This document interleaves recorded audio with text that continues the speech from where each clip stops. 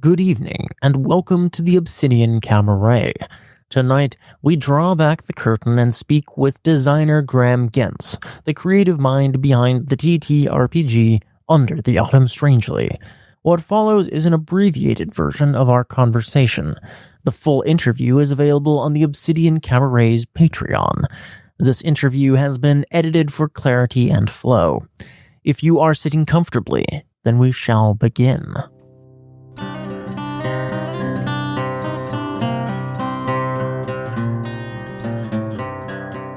It's really interesting kind of getting to start branching out and looking at other games that are pushing those boundaries and kind of like asking the question of, well, why isn't this part of the medium?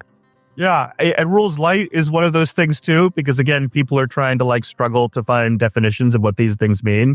At its most basic, when I think about rules light, I think about a single die mechanic, but still like traditional design, a one pager, your honey heists, your lasers and feelings. And you are not the first person to say that Under the Autumn Strangely is rules light. And I chafe against that a little bit because I think that what people have discovered and enjoyed it when they've played it, when it clicks for people, is the complexity that's going on. What I'm asking people to do, what I'm trusting people to do, what I'm banking on that the players have, the amount of kind of fruitful void that's all spiraling around the middle. A lot of traditions like Powered by the Apocalypse, their whole thing is this scaffolding of moves and ideas because it's trying to constrain you into a genre. We're going to play masks, but none of us have actually seen a superhero movie, read a comic, but we like the idea of superheroes. They seem cool, but we are uncertain about how to tell a superhero story. The idea of these scaffolding is that it's supposed to give you the tracks that you're going on, and so that constrains you in that way. It's a philosophy of play, and I think rules light is, whereas what I'm trying to do is something broadly a little different. And so I had a couple of goals. One was to create a game that the ownership was created by the players, not by me, not by the author of the game.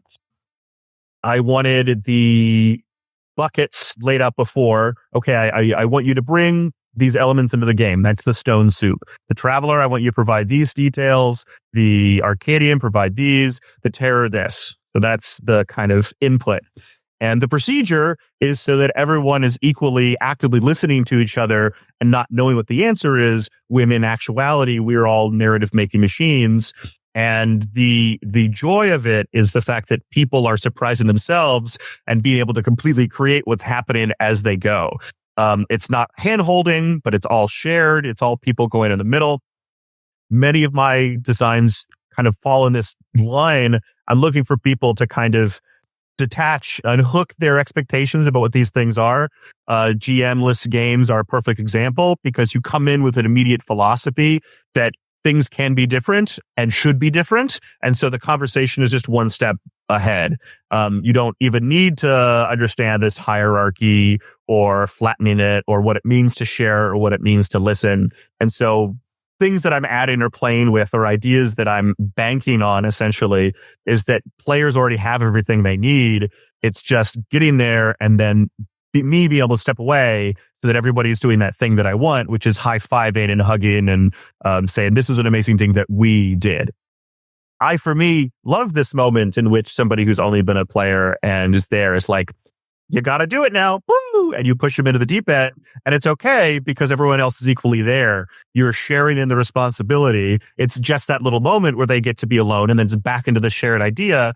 And so by varying these two forms, the intros, the opening narrations, where one or two players, a single role is responsible for it, it then shows you the differences between the modes of play, the opening, the principle of narrative truth, and then how do we end. And so playing with what that flexibility is, the way the change is exchanged. So it's not just free form, but then also people getting comfortable with like what is possible are all things that the system is banking on. I could always talk more about my philosophy about why these games matter and why they leverage the players.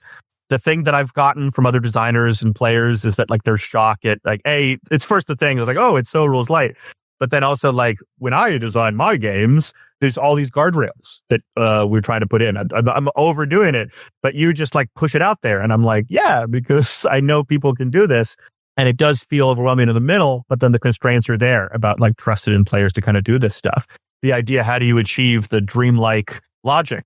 You're casting your line out, you know it's there, and then you walk towards it instead of the other way around. And so as a result, these are just lines that I'm drawing because I know people are going to fill in the gaps. They can't not. I say it's a horror game up front, and then I have no horror mechanics. It's like I tell people, it's the stone soup thing again.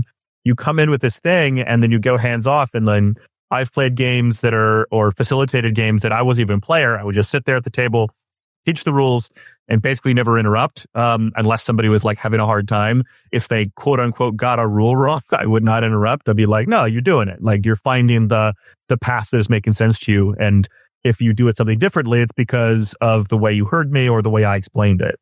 And so it is exciting to have people be like, oh, we're going to do the most horrific, scary, weird thing immediately. I will always remember a small game that I taught at like a shop. And there was this very excited goth girl who was there to play the terror. Again, the terror players are my favorite because they're always the ones that are like, yes, me! Yeah. I've been waiting for my whole life. It's that enthusiasm that I'm looking for at a table. It's all this like ... right? It's all additive. Whenever you're narrating in the game, you're adding it. And so somebody would describe something and then be added. And then the terror girl would say, and it has no skin. And you kept doing it over and over and over again every time. And so it was just like all the way to like 0 to 60. And so the enough times that happened in a row, it kind of started getting funny again, or just like comical. And people would like, okay, there's a raven and it like looks at you and like it's following your eyes. And the terror girl goes, and it has no skin. And eventually the other players are leaning into it too. For me, it's this Ouija board thing. You have the thing that everyone is controlling and everyone's moving. Everyone is equally an author. No one is having it, but also there's the mystery of like where it's occurring, and it's immediately engendering trust and listening and all these things. So that's the secret sauce. It's the players. This structure and pacing is supposed to do a couple different things. One is reminding them that they are characters and also human beings. And so that, again, having these like meta levels means that people are listening to each other differently, and that their character intent and authorial intent can and should be different. And it's a way to, again, make happy and healthy tables. But the advice, the thing that I say in the book, and then also when I'm facilitating, is what does the story demand? You finish a chapter, you've already put in all this input. Where are we at this point? What feels like it's the most important thing to happen? Oh, well, we just ratcheted it up. Everything has no skin. The seas are boiling. And then I turn to the players and I'm like, what chapter are we going to do? And everyone goes, terror chapter. And we're like, but I had to ask. The change mechanic was really interesting. And I think it really helped for the players who were new to this kind of GM-less structure, where it gave them something that they could spend to say no but to the different roles. There's a couple reasons for it being there. One of which is the idea that the chapters are different. And so feeling like you want to contradict or can't, the amount of change shifts based on where you are. So early on, the travelers are new and the terror is small. But once the terror is able to narrate the opening and front load all the information, ask a question, which can be devastating, like which of you will die? What are you going to lose if you want to escape? And then the idea that like they're trying to use this ability of narration that they have control over, but the change can keep happening. And so as a result, you're creating these more claustrophobic scenes as well. The pacing is there because you're hoping that people will feel both the limitation, but the excitement of it. And the other half is that oftentimes people don't want to use the change because it's a collaborative game. So it quote unquote feels bad to use it, but that's why it's important to me, is that like I don't feel like no is a wall. Saying like a hard no is interesting, it is exciting if you have that trust and if you have this thing. It's no, but you're motioning like, no, you can't do that.